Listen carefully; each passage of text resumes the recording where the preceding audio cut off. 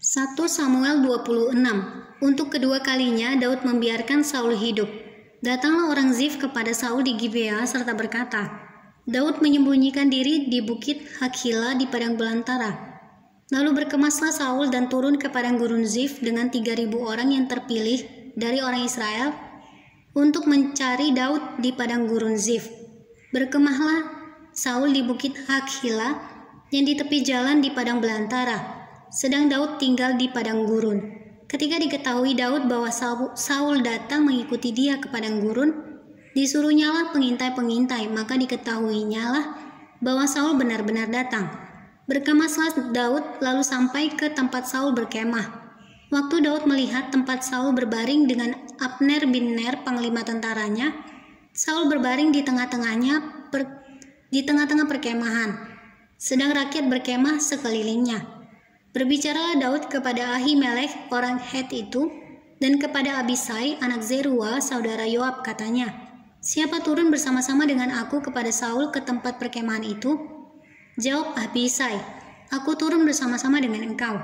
Datanglah Daud dengan Abisai kepada rakyat itu pada waktu malam, dan tampaklah di sana Saul berbaring tidur di tengah-tengah perkemahan, dengan tombaknya terpancung di tanah pada sebelah kepalanya, sedang Abner dan rakyat itu berbaring sekelilingnya.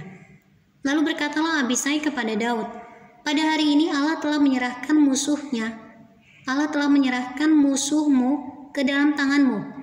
Oleh sebab itu, izinkanlah kiranya aku menancapkan dia ke tanah dengan tombak ini dengan satu tikaman saja. Tidak usah dia kutancapkan 2 kali. Tetapi kata Daud kepada Abisai, jangan musnahkan dia, sebab siapakah yang dapat menjamah orang yang diurapi Tuhan dan bebas dari hukuman? Lagi kata Daud, demi Tuhan yang hidup, niscaya Tuhan akan membunuh dia, entah karena sampai ajalnya dan ia mati, entah karena ia pergi berperang dan hilang lenyap di sana. Kiranya Tuhan menjauhkan daripadaku untuk menjamah orang yang diurapi Tuhan. Ambillah sekarang tombak yang ada di sebelah kepalanya dan kendi itu, dan marilah kita pergi. Kemudian Daud mengambil tombak dan kendi itu dari sebelah kepala Saul.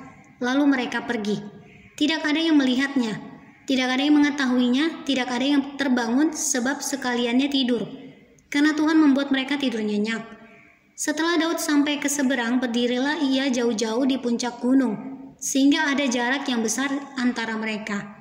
Dan berserulah Daud kepada tentara itu dan kepada Abner bin Ner, katanya, tidakkah engkau menjawab, Abner?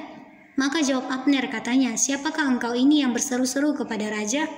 Kemudian berkatalah Daud kepada Abner, apakah engkau ini bukan laki-laki? Siapakah yang seperti engkau di antara orang Israel? Mengapa engkau tidak mengawal tuanmu raja? Sebab ada seorang dari rakyat yang datang untuk memusnahkan raja tuanmu itu. Tidak baik hal yang kau perbuat itu. Demi Tuhan yang hidup, kamu ini harus mati, karena kamu tidak mengawal tuanmu orang yang diurapi Tuhan itu. Sekarang lihatlah di mana tombak raja dan kendi yang di sebelah kepalanya. Sekarang lihatlah di mana tombak raja dan kendi yang ada di sebelah kepalanya. Saul mengenal suara Daud, lalu ia berkata, suaramu kah itu anakku Daud? Jawab Daud, suaraku tuanku raja.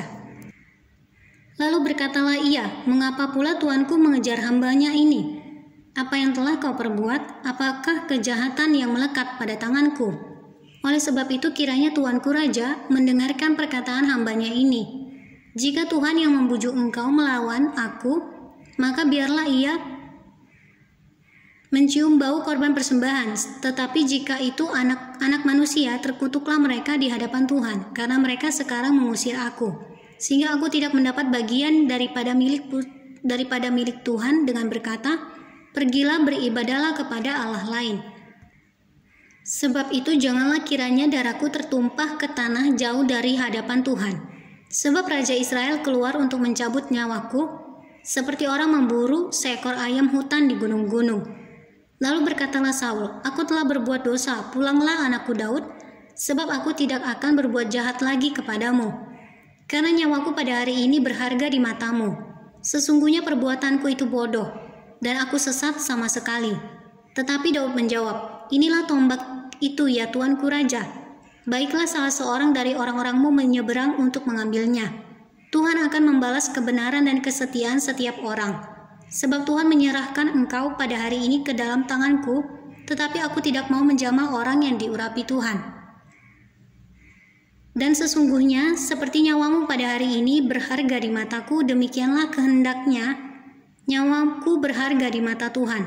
Dan hendaknya ia melepaskan aku dari segala kesusahanku. Lalu berkatalah Saul kepada Daud, diberkatilah kiranya engkau, anakku Daud, apa jua pun yang kau perbuat, pastilah engkau sanggup melakukannya. Lalu pergilah Daud meneruskan perjalanannya, dan pulanglah Saul ke tempatnya.